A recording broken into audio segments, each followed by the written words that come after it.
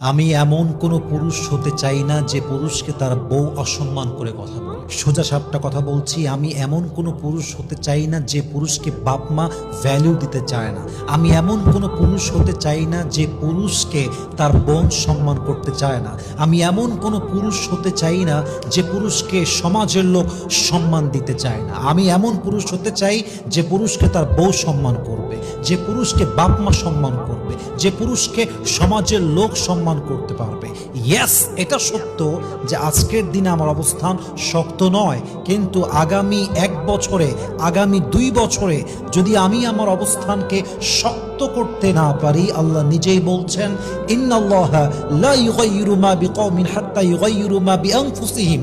আমি আল্লাহ ততক্ষণ পর্যন্ত একটা জাতির ভাগ্যকে পরিবর্তন করি না যতক্ষণ পর্যন্ত সেই জাতি নিজেরা নিজেদের ভাগ্য পরিবর্তন করতে সচেষ্ট না হয়। অতএব আজকের অবস্থান 0 নট এ বিগ ডিল। যদি আগামী 1 বছরে 2 বছরে আমার অবস্থান পরিবর্তন আমি করতে না পারি, আমার চাইতে অপদার্থ পুরুষ পৃথিবীতে আর সেকেন্ড কেউ হতে পারে না। ঠিক কিনা বলেন?